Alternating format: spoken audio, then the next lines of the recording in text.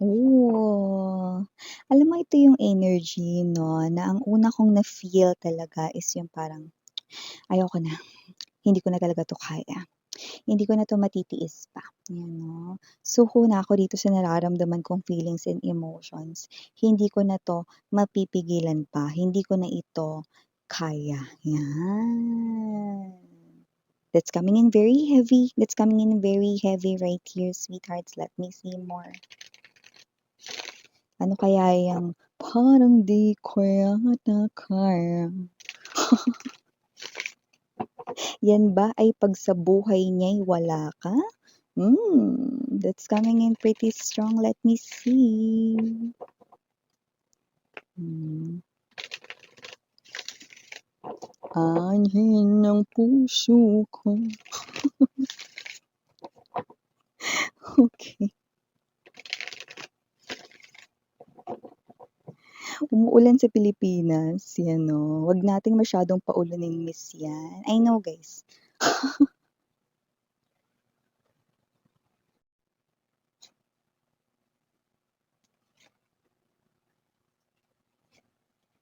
Oh, okey.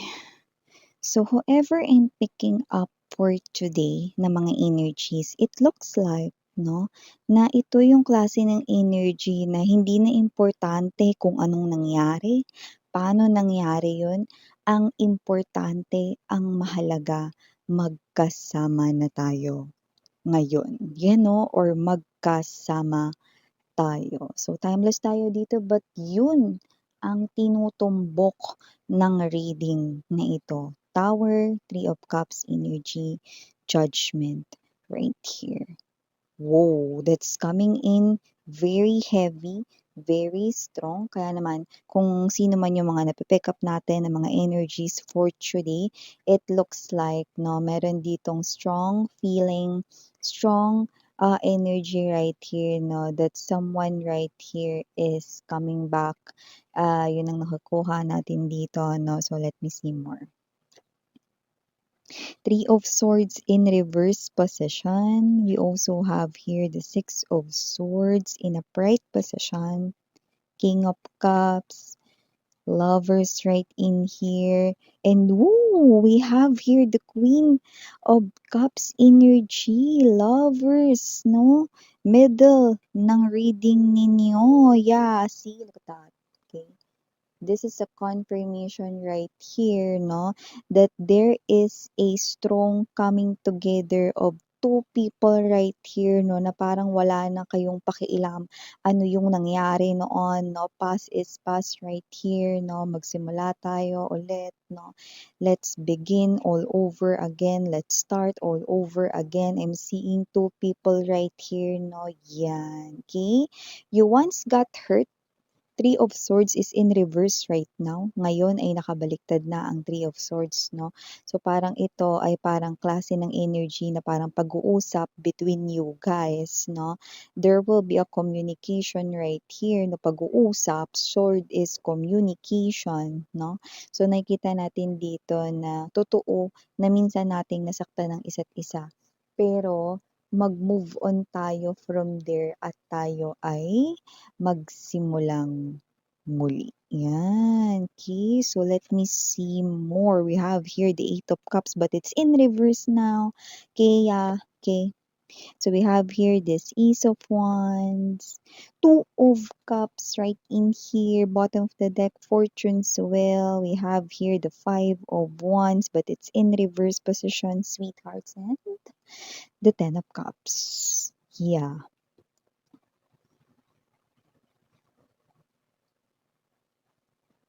So, hi and hello there, collective. My name is Yan. Welcome new subscribers, returning tambayers. Thank you sa inyong walang sawang love and support for me.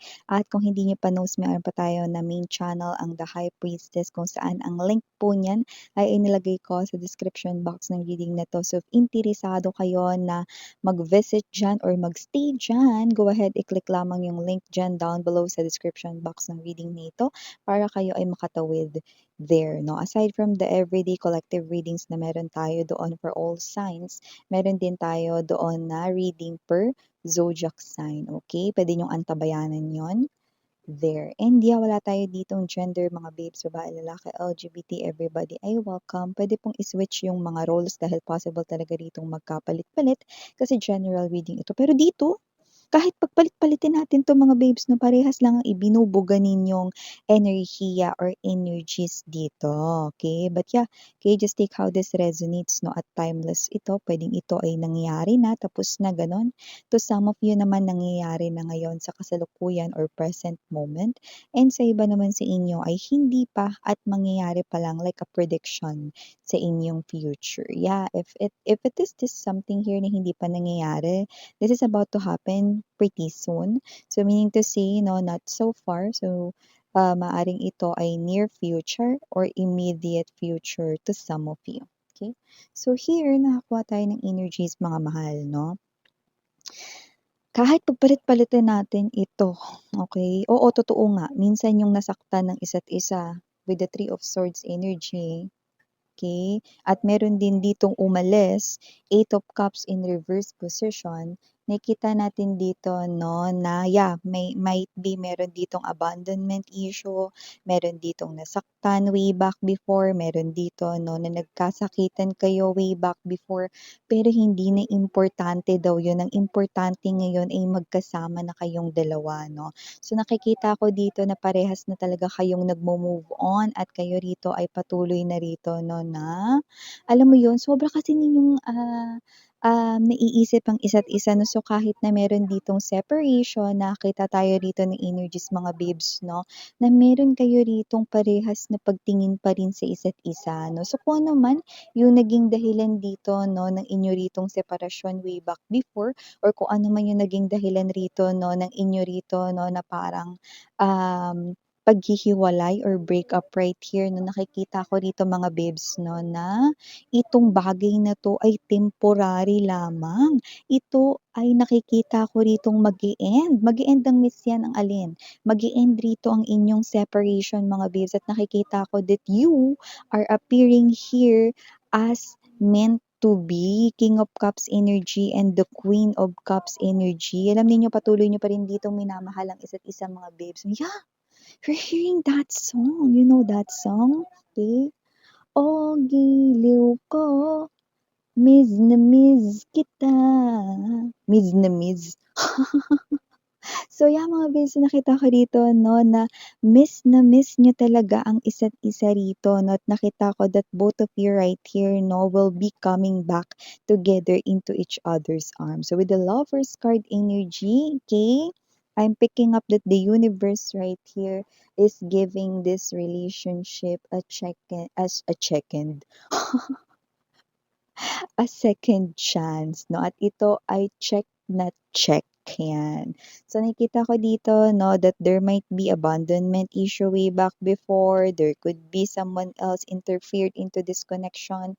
Doesn't have to be that it's just a third party na person or third wheel, pero pwede rin namang ibang bagay or problema, no, na nakasira sa inyong dalawa. Just take how this resonates. But I'm seeing two people right here, no, na parang with tower, and there's this Three of Cups right in here. Three of Cups is definitely a union, okay? A union after the storm, yan, no? At alam naman natin na pag storm, mga babes, di ba, malakas yung hangin, no, nililipad yung mga bubongs, di ba? Tapos posible pa magkabaha, di ba? Ganong klase ang tindi ng dilubyo na pinagdaanan ninyo, no, na dalawa dito sa relationship ninyo. Ano man yung nakaapekto sa inyong separation way back before, no, hindi din mahalaga. Okay? So nakikita ko yung dalawang tao dito. Alam niyo, bago kayo mag-usap, eh, talagang sobrang nangungulila kayo for each other. Okay, na nakikita ko dito. Okay?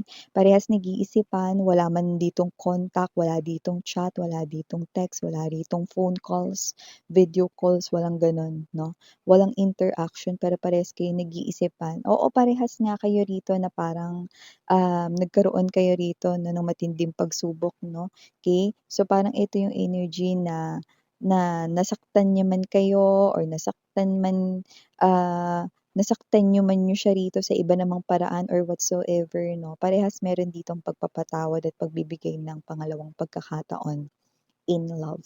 So, parang hindi na importante miss yan kung anong nagawa niya sa'kin, ang importante magkasama na kami ngayon or magkasama kaming muli, 'yan 'no, or parang siya naman ito 'no, na parang hindi na importante, kalimutan natin yon, humihingi ako ng tawad at hindi ko na ito muling gagawin.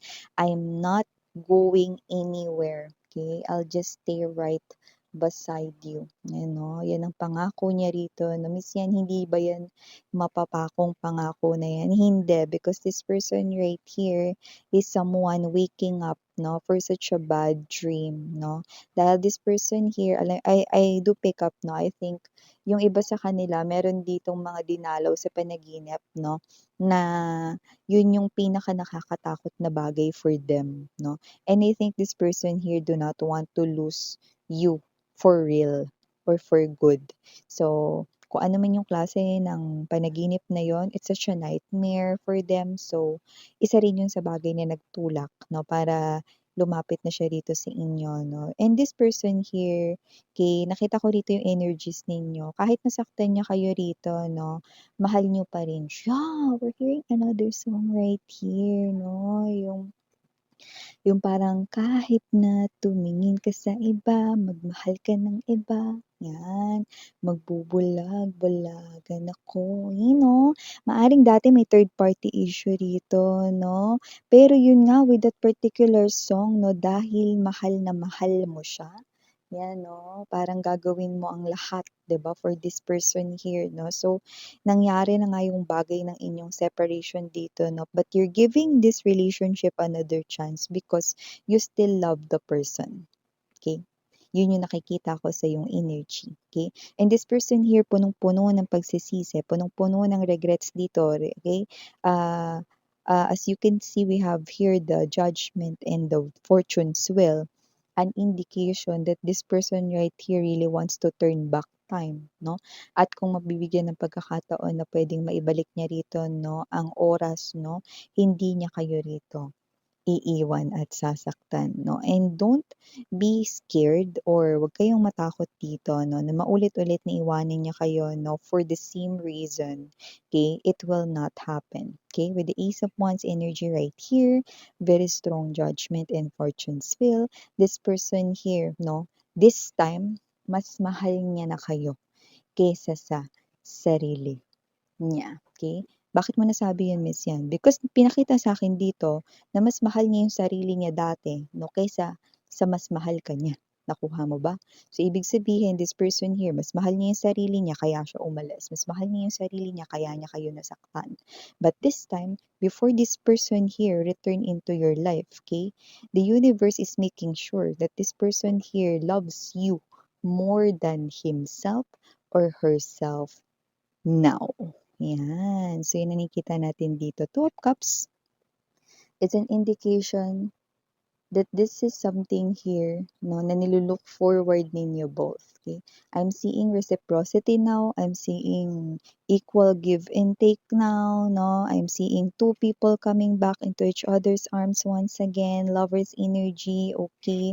Yeah, meron ditong pinapakita no na may darating rito no na posible magkagusto sa iyo, either sa iyo or dito sa iyong ex-person pero hindi na rito bibigay no ang kahit na sino sa inyo no lalo na ang iyo ritong ex-person, okay. Dahil mas mahal ka na niya ngayon kaysa sa mas mahal niya, yung sarili niya, yan. So, with the fortune's wheel, Five of Wands in reverse, ang ganda nun 'no, Ten of Cups. Nakikita ko rito 'no, na itong inyong relationship ay binibigyan ng isa pang pagkakataon ni universe 'no, but this time wala na daw conflicts, wala na raw ditong makasisira sa inyong relationship 'no. Puro lang happiness yung nakikita natin dito with the Ten of Cups 'no. At nakikita ko rito na, yeah, dati hindi ikaw yung pina-priority niya, wag ka. Kasi ngayon mga babes 'no, mukhang bubusugin ka niya rito sa tender loving care. Yeah, pagmamahal, that's what I'm saying, no? So prepare yourself. This person here is coming in for real and with real emotions and feelings. Alam ko you've been waiting for this pero dalawa lang yung initials na nakuha natin dito. Might be part of his or her letters or your initials right here. Might be first letters din ng inyong surname or name. Just take how this resonates, okay? We have here the letter L and the letter A. So, yeah, mga bibs, no? Yeah, LA, maaring yung iba sa inyo is nasa Los Angeles right now, no? Or baka yung iba naman, mga bibs, no? Is nagbabalak pumunta doon or baka nandun yung contract ninyo. Might be specific clue or sign, no? For someone watching, just take how this resonates, okay? Again, I'm Yuriana on ni mga mahal sarang hayo, love and light. Annyeong.